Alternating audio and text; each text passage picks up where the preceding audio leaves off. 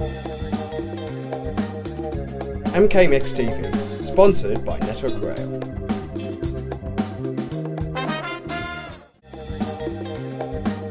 Well, it's been quite varied.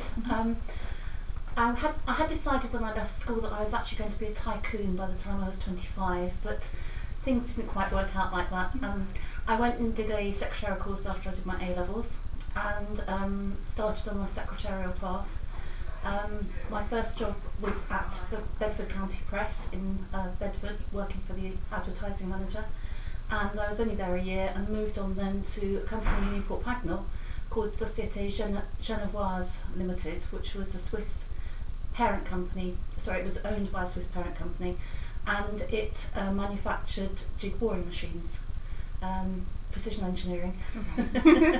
I became quite an expert on Morse tapers and twist drills and end mills and interesting things like that. Right. I was there for nearly 9.5 years. Moved on to Pharmacia Allergy and Diagnostics, which had relocated from Hounslow to Milton Keynes, so that was my first job in MK. From there I went to the TSB Computer Centre in Linford Wood, where I worked in personnel for 18 months. And during that time my husband and I set up an outside catering company, and we worked at that. After 18 months I gave up my job and joined the business full time, and we worked at that for 6 years. It's great being self-employed, but the catering business completely took over our life.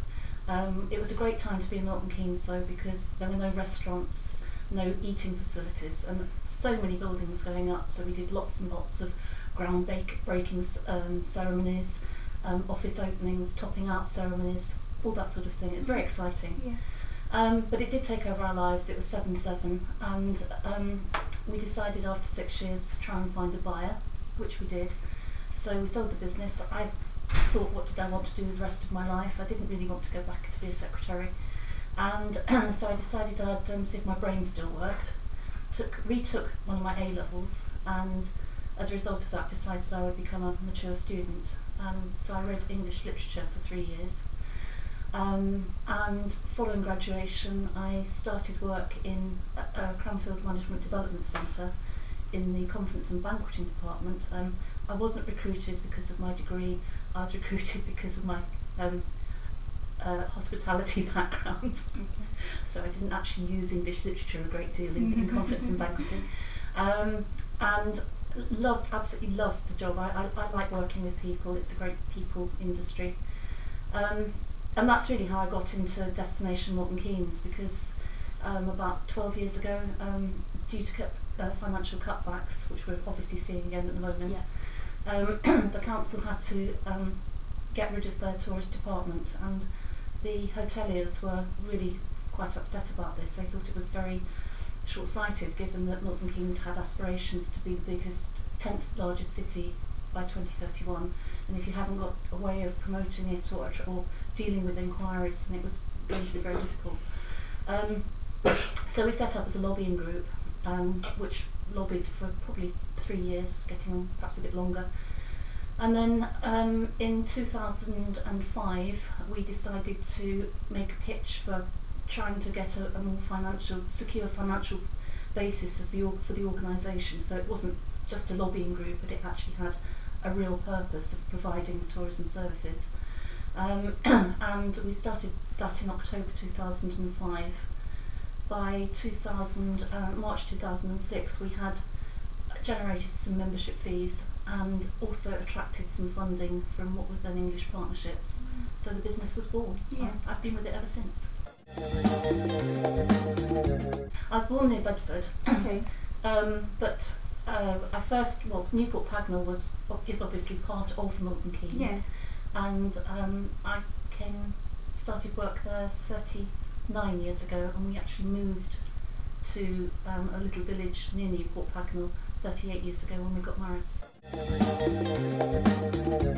Well, mostly it's through contact with businesses. I mean, our members in Destination Milton Keynes are from a complete cross-section. So we've got hotels, we've got attractions, we've got small B&Bs, we've got businesses who just support us because they think it's important. So get to meet a lot of different people.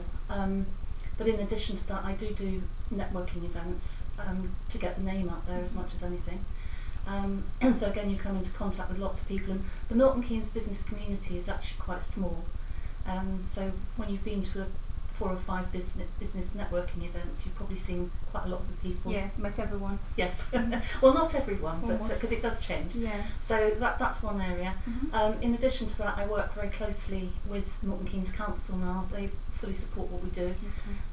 So we're involved in the arts, the heritage and the sports departments, and also the investment department, because investment has just been transferred into the council from Homes and Communities Agency. And we work with various other bodies, Milton Keynes City Centre Management, we work closely with them. So it's quite a cross-section really. We'll obviously recommend that they come and visit, but I think it's important that people understand that 2/3 of Milton Keynes is actually rural. So it's 1/3 is urban, 2/3 is rural. MKMIX TV, sponsored by Network Rail.